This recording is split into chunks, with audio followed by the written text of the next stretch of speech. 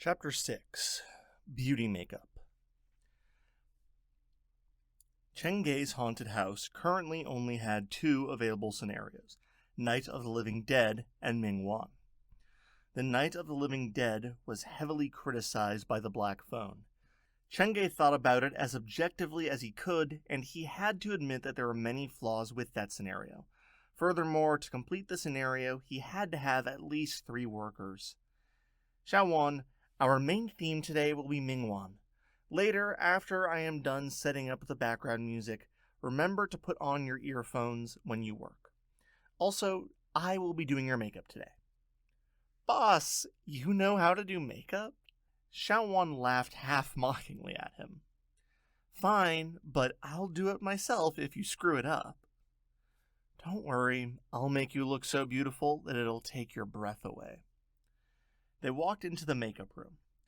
Chengay set Xiaowan down before the mirror and used the ball of his palm to slowly massage her face. Activating elementary skill, Mortician's makeup. Looking at the youthful girl in the mirror, many memories that Chengay felt did not belong to him suddenly appeared in his mind. It was a chaotic mess. There was not only knowledge about color matching and other makeup skills, but also human anatomy, physiology, bone structure, and the study of death. Boss, are you sure you know how to do makeup? 30 minutes had passed, and Suwan sat before the mirror, feeling the unfamiliar temperature of the hand on her face. Looking at the reflection of her face, which her boss was fussing over, her heart started to race, and she felt weirdly shy for some reason. A good makeup artist will come up with different styles according to the face shape of his client. And Xiaowan, I have to say, you have a pretty good base already. There were literally no dirty thoughts in Chengay's mind. After he activated the Mortician's makeup skill, Suwan had already become a corpse in his mind. Hammer, shaver, scalpel, needle and thread, formaldehyde, alcohol. I'm missing all these things. Looks like I'll have to settle with the most basic of makeup. Chengay mumbled to himself, scaring Suwan quite a bit. The girl could not understand why her boss would require so many scary instruments for simple haunted house makeup. She was feeling slightly spooked, but since she did not feel like it was appropriate to say no to her boss, all she could do was glance at the progress through her half-shut eyes and pray for the best outcome possible. The foundation is too bland and the blush too bright. And where's the lipstick? Chengay continued to grumble, and he even started to blend colors. The familiarity and expertise of his movements did not match his appearance of a geek who should not have known any of these things. Suwan herself was baffled by what was happening. Color matching without the aid of online guides or books. This is some high-level skill. Boss, I don't think you should be so hard on yourself. After all, the lighting in the haunted house is so dim. The visitors wouldn't be able to see anything.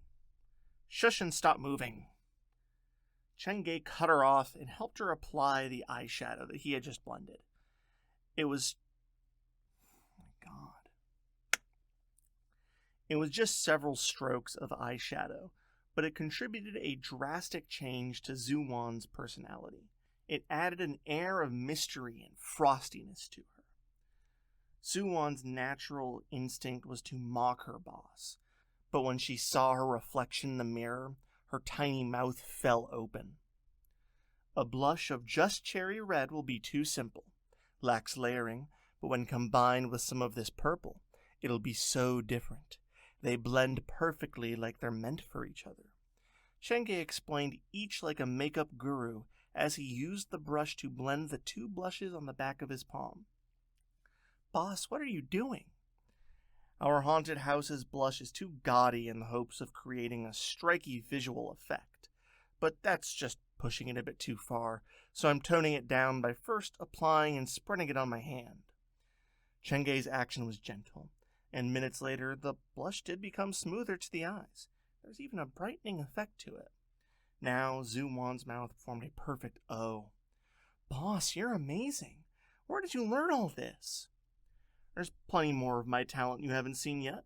Makeup and beauty tricks are just things I explore in my free time. Chenge explained with a smile. He was in quite a great mood because he now had actual proof that the phone app really could affect the real world. In just 10 minutes, Chenge finished Zuwan's makeup.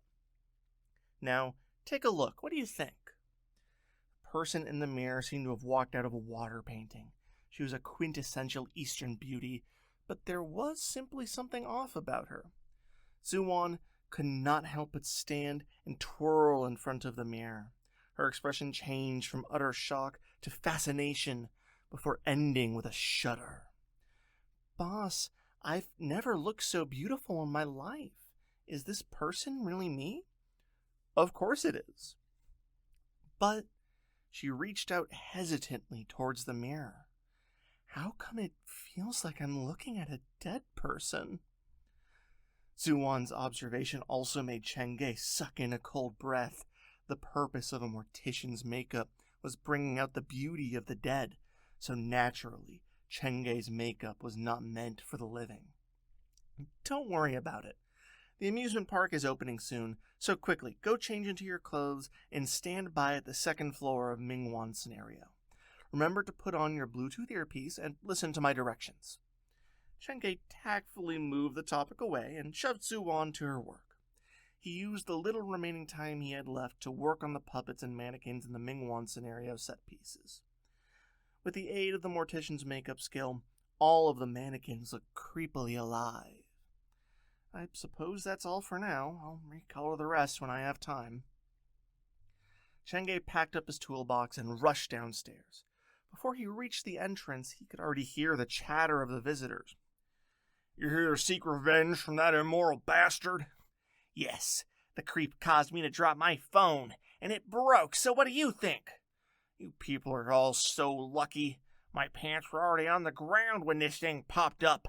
I was so scared, the scream left my throat before I could help it.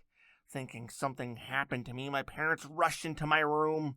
Not a shred of fabric on me, and a roll of toilet paper in my hand. You can imagine how awkward it was." Listening to the visitors' complaints, Chenge tried to stop himself from laughing. He took a deep breath and put on a serious countenance before opening the entrance. "Welcome to my humble house of horrors." Chenge's lips curled upward when he saw the long line of customers. "Xiao Chen, your place is already packed so early in the morning. Not bad." The worker who was fixing the carousel gasped with surprise. As he was about to wander over to greet Chenge, he realized how curious these visitors were looking. They did not look like the normal happy park-goers. "It's okay. I'm just glad for the support." Chenge shrugged as he pulled the gate open. "Who said we're here to support you? Shameless! We're here to resolve debts, not to play." "He the real deal? You're the one who uploaded the video last night? Where's my knife? Hand me my knife!" The visitors were so passionate that it was total chaos, but Chenge never spoke to them. "Since you're already here, why don't you come in for an experience? The best way to counter fear is to find a more intense stimulation. Fight poison with poison, so to speak. To desensitize yourself to the fear. Indeed, it is my fault for not giving you more warning for yesterday's video, and for that, I apologize. So, how's about this? All the tickets for the haunted house will be 50% off today. Don't miss out on such a wonderful discount."